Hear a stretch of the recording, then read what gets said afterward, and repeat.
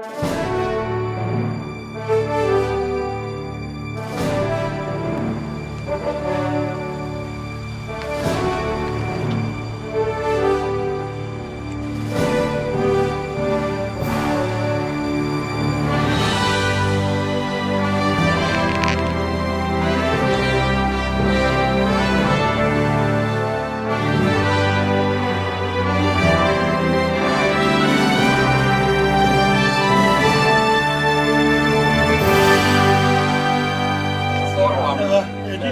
20 years up there. Photo opportunity. And that's Oh, that's the certificate. Oh. Yeah. Now you realize we're not going to mention that.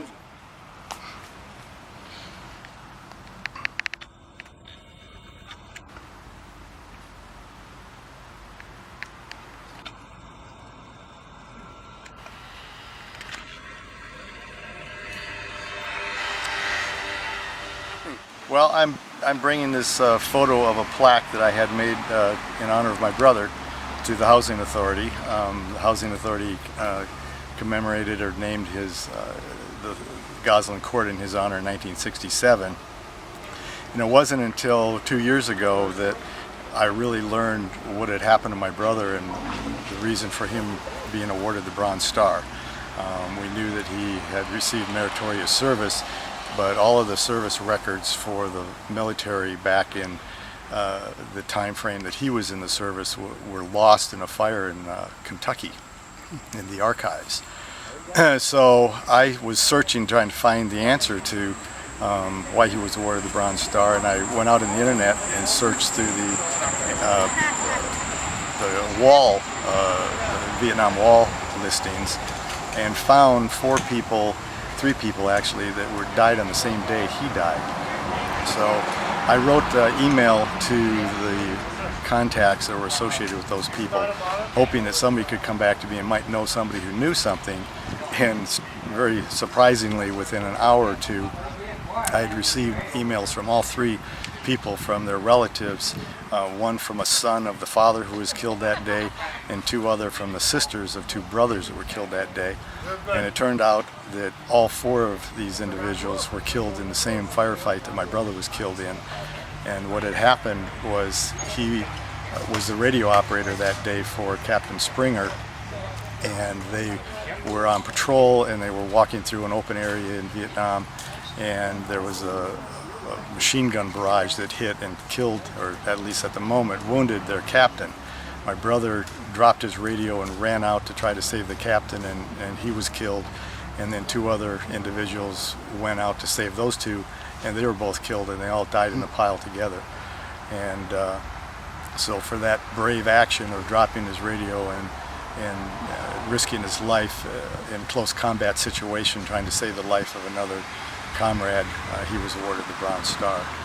And so unfortunately my parents never knew this, because when he was killed the whole family was pretty shaken, and they knew he won the Bronze Star, or awarded rather, but didn't really know why other than meritorious service. And so I was very pleased to hear what had happened, not why it happened, but how it happened, and very proud to know that he had the courage to take that kind of action. Absolutely. At the risk of his own life, which obviously he was mortally wounded for.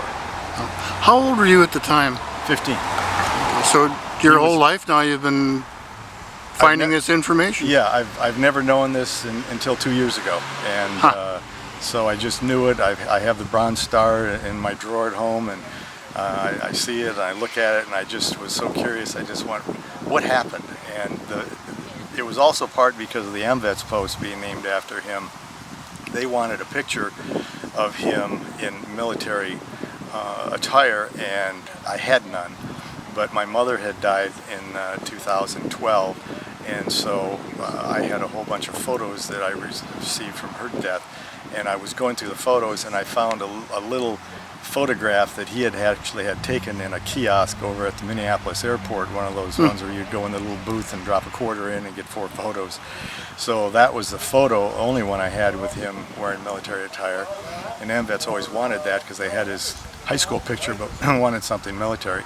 So I had that scan and made up a plaque that I presented to them a couple of years ago, and they were very appreciative of it, and that's the photo of the plaque that's in this picture. And I called Goslin Court and asked them if they would be interested in something like that, and they certainly were. So I had it enlarged and framed and thought I'd bring it to them so that other people who come to this facility will know the whole story behind what happened to my brother.